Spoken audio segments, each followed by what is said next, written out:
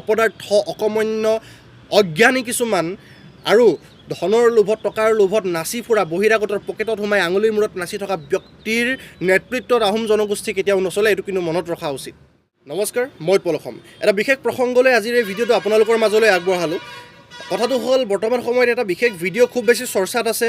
সদৌ আহোম ছাত্ৰ সন্থা অথবা আটাচুৰ এগৰাকী ব্যক্তি, যিগৰাকী ব্যক্তি নেকি মিলন বুঢ়াগোহাঁই নামেৰে খ্যাত, এগৰাকী ভণ্ড আৰু ভণ্ডৰো ভণ্ড আহোম, ভণ্ডৰো ভণ্ড জাতীয়তাবাদী, ভণ্ডৰো ভণ্ড খিলঞ্জীয়া, যিগৰাকী ব্যক্তিয়ে এগৰাকী বহিৰাগত বিহাৰী গুপ্তা উপাধিৰ মানুহৰ ভৰি চেলেকি দুটকা টকাৰ কাৰণে গামোচা পিন্ধাই তেওঁৰ সৎনাম গাবলৈ আৰম্ভ কৰে। যিগৰাকী ব্যক্তিয়ে এটা আহোম সম্প্ৰদায়ৰ দৰে এটা জনগোষ্ঠীৰ, এটা সম্প্ৰদায়ৰ নেতৃত্ব লৈ, এটা সংগঠনৰ নেতৃত্ব লৈ তেখেতে যেনেদৰে বিজেপিৰ চোৱা চেলেকাৰ দৰে, তলুৱা চেলেকাৰ দৰে কাম কাজ কৰি আছে, সেয়া সঁচাকৈ দুৰ্ভাগ্যজনক কথা। বিশেষকৈ আহোম জনগোষ্ঠীটোৰ কাৰণে অতি দুৰ্ভাগ্যজনক কথা আৰু অতিকৈ ধিক্কাৰজনক আৰু লজ্জাবোধ কৰিবলগীয়া এটা কথা। মই নিজে এজন আহোম সম্প্ৰদায়ৰ ল'ৰা, সেইকাৰণে এই কথাকেইটা কৈছোঁ। মই নিজে যিহেতু আহোম সম্প্ৰদায়ৰ ল'ৰা, গতিকে আহোম সম্প্ৰদায়টোক বিকৃত হোৱা, আহোম সম্প্ৰদায়টোক বদনাম হোৱা আমি কেতিয়াও সহ্য কৰিব নোৱাৰোঁ। যি আহোমে সহ্য আৰু বীৰ্যৰ সহকাৰে নিজৰ মান মৰ্যাদাৰে নিজৰ মূৰ থিয় কৰি চকুত হৈ কথা ক'ব পৰা ক্ষমতা ৰাখে, সেই আহোম সম্প্ৰদায়ৰ নেতৃত্ব লৈ থকা, এটা সংগঠনৰ নেতৃত্ব লৈ থকা মিলন বুঢ়াগোহাঁই নামৰ এই ব্যক্তিজনে আহোম সম্প্ৰদায়ৰ নামত কলংকিত যি এক অধ্যায়ৰ ৰচনা কৰিছে, এয়া সঁচাকৈ আহোম জনগোষ্ঠীটোৰ কাৰণে দুৰ্ভাগ্যজনক কথা। আৰু আমি অসমৰ সৰ্বসাধাৰণ জনসাধাৰণ আহোম জনগোষ্ঠীৰ লোকসকলক এটা কথাই জনাব বিচাৰিছোঁ, লগতে আহোম সম্প্ৰদায়ৰ যিবিলাক আমাৰ অন্যান্য সংগঠন আছে, এই জাতীয় সংগঠনবিলাকক এটা কথা আমি ক'ব বিচাৰিছোঁ, আহ্বান জনাব বিচাৰিছোঁ, অনুৰোধ জনাব বিচাৰিছোঁ।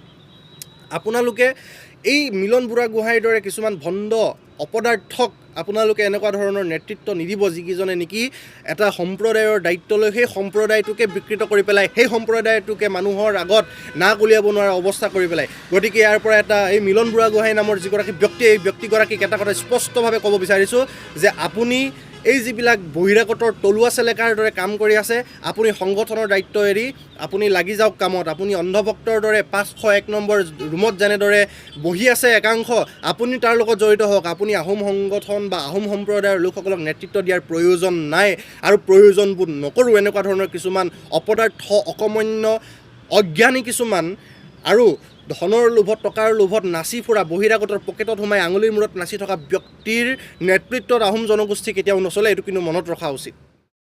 চাওক, আচলতে প্ৰাক ঐতিহাসিক কালতেই এই নুনীয়াসকল আচলতে মাটি কামৰ লগত জড়িত হোৱা, তেখেতসকলে সেই তেতিয়াই অহা।